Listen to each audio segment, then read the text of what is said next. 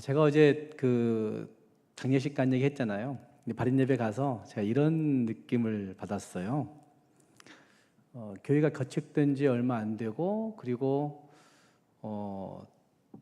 저보다 한참 후배, 저보다 더하고 나이는 같지만 한참 후배인데, 그럼에도 불구하고 교회를 2층짜리 2층으로 잘 건축하고, 그리고 그 작은 교회에서 지역사회를 섬기는 일들을 능력 있게 감당하고, 그 어르신들을 섬기고, 그리고 다음 세대를 키우는 일들을 잘 감당해 왔다는 사실을 어제 거기 가서 간증하는 이야기들을 들으면서 느꼈던 겁니다.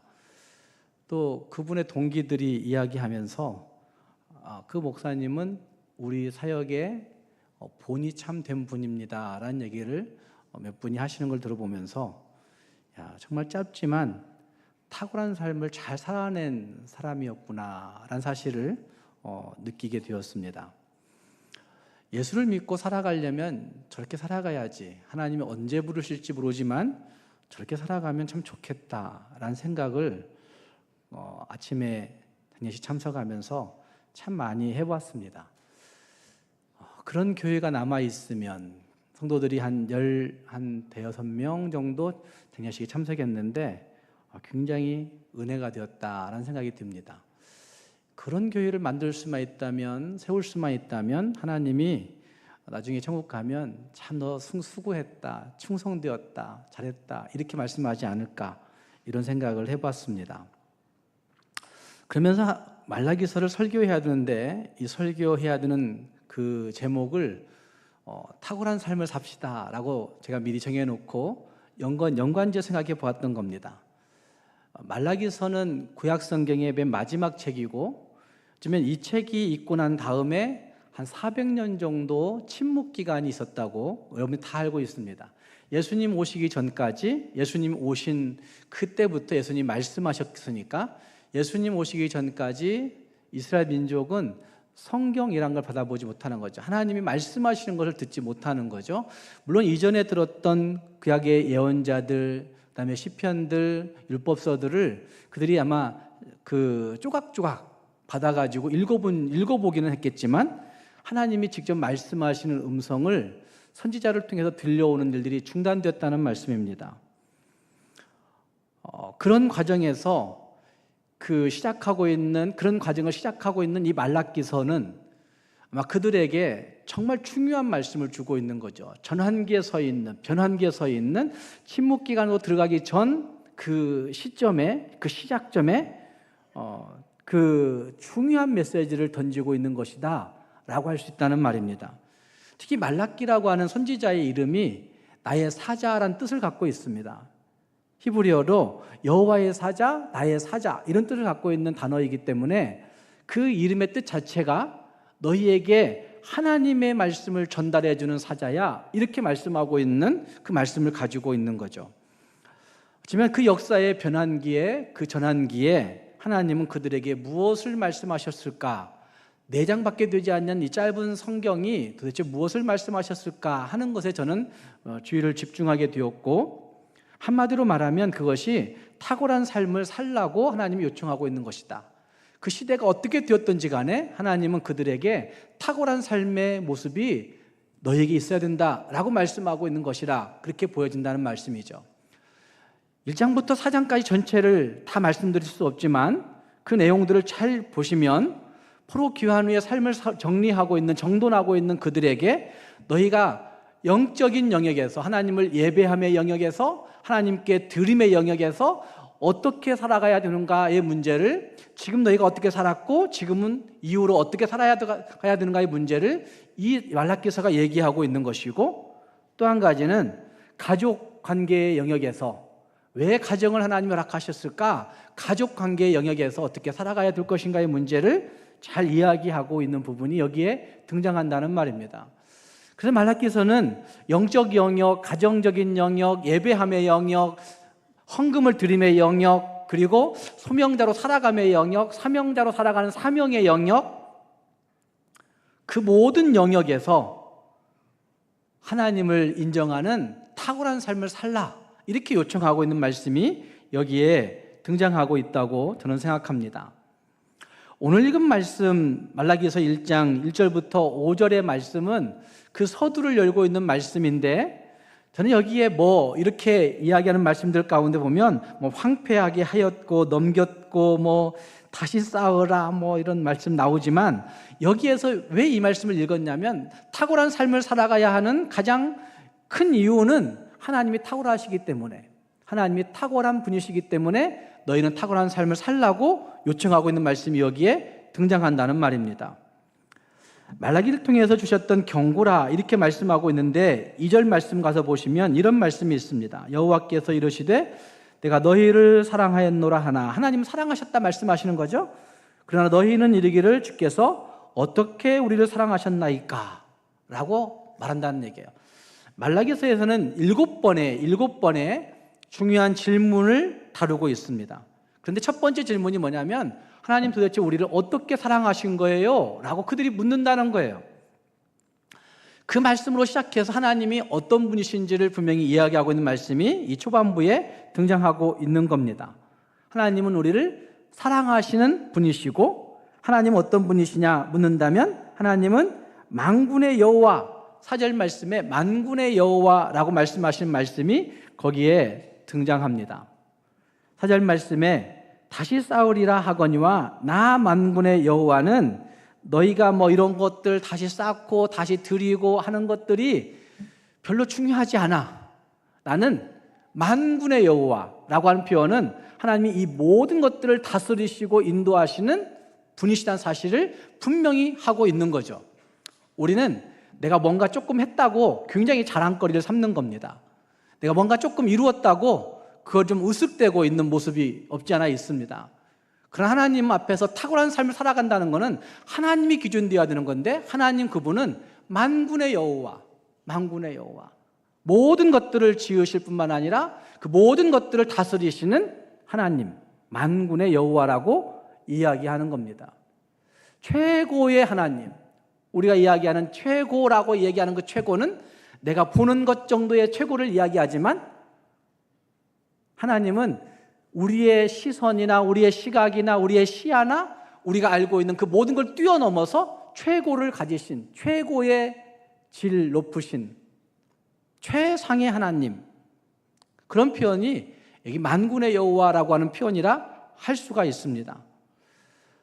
하나님 앞에 살아가는 모든 일들 가운데 그 탁월함의 기준이 바로 이 하나님에게 있어야 됩니다. 하나님에게.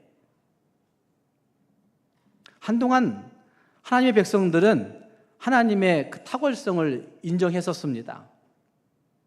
그래서 하나님이 우리를 그렇게 놀랍게 창조하실 뿐만 아니라 그렇게 하나님께서 우리를 애굽에서 구원해내셨구나 라고 한 사실 때문에 하나님을 높였습니다. 그러나 그 하나님의 탁월성을 인정하는 그 기간이 얼마 가지 않았다는 게 문제가 되는 거죠. 그리고 그들은 줄곧 하나님의 탁월하심을 의지하지 아니하고 자기 멋대로 살아가는 그런 것들을 반복해 왔던 것입니다. 지금 말라기 시대에 이르러서는 정확하게 그들은 하나님의 탁월성과는 다른 반대의 삶을, 정확히 반대의 삶을 살고 있었던 것이죠. 그래서 그들의 행위가 하나님을 멸시하는 것 같이 느껴졌고 하나님의 이름을 더럽히는 것 같이 느껴졌던 것이죠. 두 번째 질문이 있습니다. 말라기서 1장 6절 말씀에 보시면 내 이름을 멸시하는 제사장들아, 나 만군의 여호와가 너에게 이르기를 아들은 그 아버지를, 종은 그 주인을 공경하나니 내가 아버지일진데 나를 공경함이 어디 있느냐, 내가 주인일진데 나를 두려워함이 어디 있느냐라고 하나님 말씀하셨어요. 그런데 그들은 뭐라고 얘기해요? 우리가 어떻게 주의 이름을 멸시할 수 있어요, 하나님? 지들은 그렇게 했다고 하나님 말씀하신데도 불구하고 인정해요, 안 해요? 인정하지 않는 거예요. 탁월하신 하나님이 말씀하신데도 불구하고 그들은 우리는 아니라고 우기고 있는 그런 모습이 두 번째 질문에서도 등장하고 있는 겁니다. 바로 이것이 오늘 우리의 현실인 거죠. 하나님의 탁월하심 때문에, 만군의 여호와라고 하는 그 탁월하심 때문에 우리는 하나님을 탁월하게 섬길 뿐만 아니라 이 땅에서 탁월하게 삶을 살아가야 되는 겁니다. 하나님은 우리를 하나님의 지혜와 하나님의 능력과 하나님의 영광과 하나님의 존귀하심을 그대로 닮은 하나님의 형상으로 우리를 창조하셨습니다. 내가 어느 정도 수준의 작품이냐 이런 것들 따지죠. 우리 자식은 그 정도가 안 돼요. 우리 아들은 이 정도도 안 돼요. 이런 얘기들을 많이 하죠.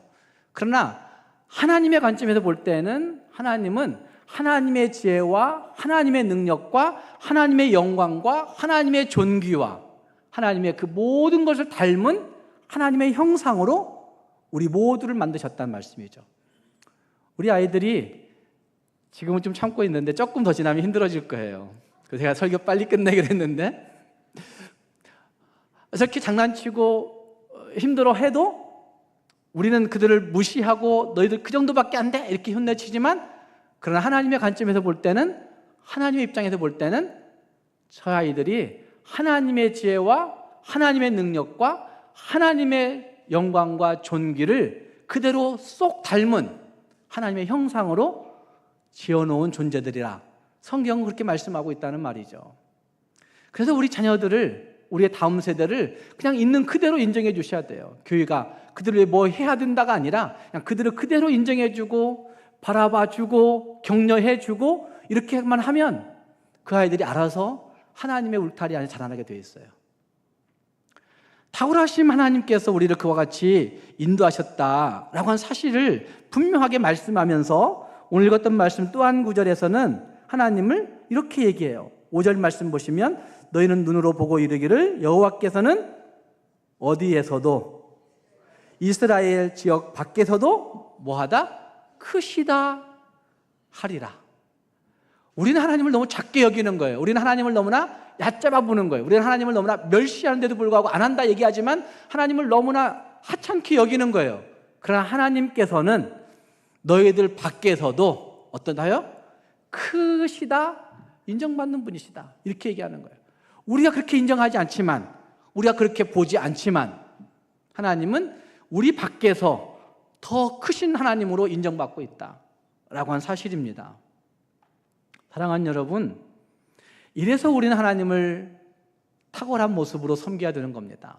그분이 만군의 여호와이시고 그분 하나님은 우리보다 우리 바깥에서 더 인정받으시는 크신 하나님이시기 때문에 하나님의 그 탁월하심을 확실하게 신실하게 믿으면서 하나님의 탁월성을 가지고 탁월한 삶을 이 땅에서 살아내야 된다는 말입니다. 오늘 말씀 가운데 보시면 이 탁월함을 이야기해놓고 그 다음에 6절 이하에 쭉 보시면 예배와 관련된 영역을 쭉 설명하고 있습니다. 제사장들, 백성들의 죄의 문제를 얘기하는 가운데 예배와 관련된, 하나님 앞에 예배할 때 이렇게 잘못했더라 라고 하는 말씀들을 이야기하면서 그들이 하나님 앞에 얼마나 탁월하지 못하게 예배했는지를 이야기하는 거죠. 어쩌면 그들은 그들의 재능과 기술을 쏟아 부어서 양육한 어떤 양과 어떤 소와 어떤 비둘기를 가지고 예배했는지도 모릅니다. 거기 보시면 그런 말씀 나오잖아요. 그들이 하나님 앞에 가지고 나온 것들, 여러 가지 설명들을 쭉 하고 있습니다. 하나님은 싫어하셔서 너희들이 훔친 물건, 저는 것, 병든 것 가져왔다 이렇게 얘기하죠. 하나님께 속여서 가져왔다 이런 말씀 하시죠. 그러나 아마 그들 입장에서는 최선의 재능과 최선의 기술을 가지고 최고의 예물을 가지고 하나님 앞에 나왔는지도 모릅니다.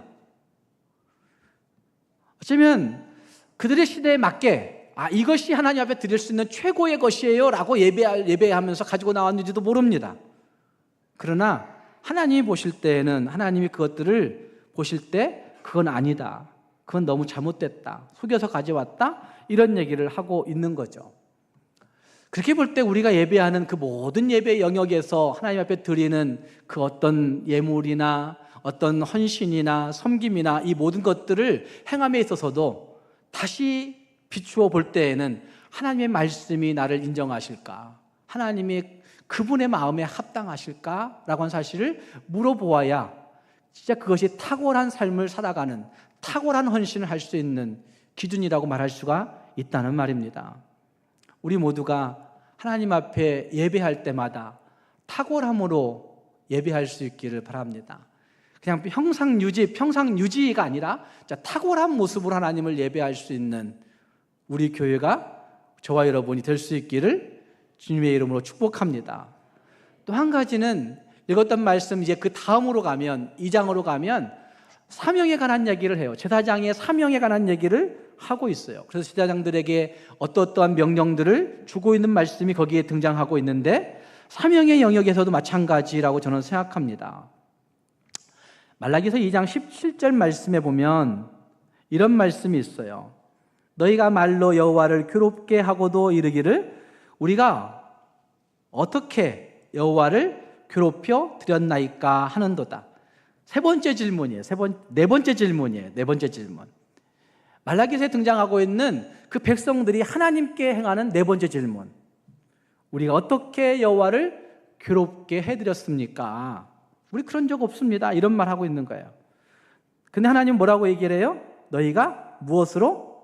말로 여호와를 괴롭게 하고도 너희는 어떻게 우리가 여호와를 감히 하나님을 괴롭게 할 수 있느냐고 이렇게 이야기한다는 겁니다.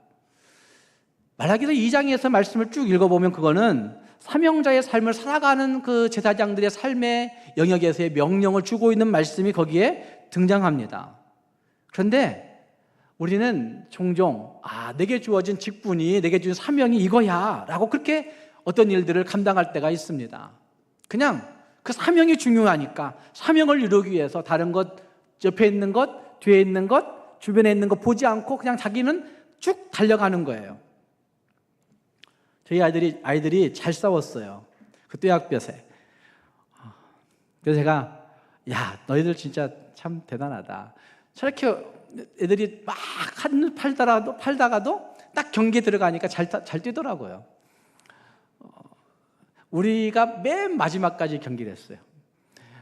폐위하겠다고 막 오라고 막 본부석에서. 그래서 나중에 뭐라 했어요, 제가. 여기 경기 안 끝났는데 왜 폐위하라고 자꾸 폐위 안 온다고 말하냐고 뭐라 했어요. 그런데 저희가 마지막 경기에서 3, 4위 결정전에서 3등을 했어요. 저희 5, 6학년이. 그런데 나중에 부를 때 3등을 다른 애를 부르는 거예요. 그래서 제가 너무 화가 났어요. 우리 부목사님이랑 전사님이랑도 항의를 못하는 거예요. 가서 말 한 번 했는데 안 들어준 거예요. 상은 이미 다 주고 끝나버렸어요. 그래서 제가 가서 뭐라 했어요. 큰 소리 쳤어요. 우리 아이들이 나 화났다고 막 목사님 화났어 라고 할 정도로 화를 냈어요. 다 아는 친구들이고 그 집행하는 사람들이 친구도 있고 뭐 이제 그 총회장님은 거기 안 계셨고 진행위원장은 잘 모르지만 뭐 축구 열심히 하는 그런 교회 목회자이고 아니 당사자들이 아니다 얘기 한번 했는데 왜 말을 안 듣고 그냥 쭉 달려가냐 도대체 간에 제가 그랬어요. 왜 말을 안 듣고 그냥 쭉 밀어붙여 버리냐. 아무리 바빠도 당사자들이 얘기하면 상대편에서도 대구 칠곡중앙교회인데 그쪽에서도 얘기했대요. 우리 아니라고. 안 들어주는 거예요. 우리가 가서 내가 옆에 가서 거기 그 3등 광주 동산교회인데 그때 나중에 얘기하라고. 제가 말을 했는데도 그래서 나중에 뭐라 한 겁니다. 뭔 얘기하고 싶으냐면 사명이라고 생각하니까 그 길을 향하여 쭉 달려가는 거예요. 이거 빨리 끝내야지. 점심 먹기 전에 끝내고 그냥 파해야 힘을 놓는 거예요. 사명을 다 완수하는 거예요. 사명이 중요한 게 아니라 하나님이 뭐라고 말씀하시는가, 하나님이 우리를 뭐라고 인정하시는가 하는 게 더 중요한 문제죠. 하나님 앞에 서게 될 때 그때의 사명이 더 분명하게 보여요. 하나님 앞에 서게 될 때 사명이 더 고상하게 보여요. 하나님 앞에 서게 될 때 더 높은 일들을 바라보게 되어 있어요. 하나님 앞에 서게 될 때 비로소 우리는 진짜 해야 될 일들을 하나님으로부터 부여받게 되어 있어요. 그렇게 해야 될 때 탁월한 사명자가 되어지는 거죠. 사랑하는 여러분들이 모든 삶의 영역에서 하나님의 탁월한 사명자들이 꼭 될 수 있기를 바랍니다.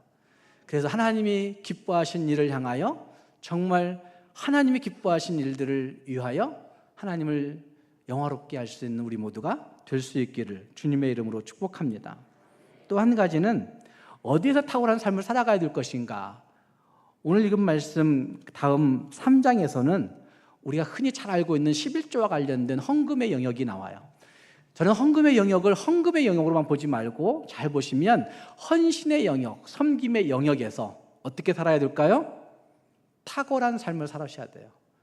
헌금하고 섬기고 순종하고 살아가는 그 모든 일들 속에서도 다른 사람들이 하는 그 모습처럼 살아가는 게 아니라 탁월한 헌신, 탁월한 섬김, 탁월한 순종, 탁월한 기쁨을 가지고 나아갈 수 있는 우리 모두가 되어서 우리의 삶 가운데 그래 주님이 나중에 오라 하실 때 다 서고 난 다음에 그래도 하나님 앞에서 이 영역은 탁월하게 잘 살았구나 라고 인정받는 저와 여러분이 될 수 있기를 주님의 이름으로 축복합니다. 기도하겠습니다.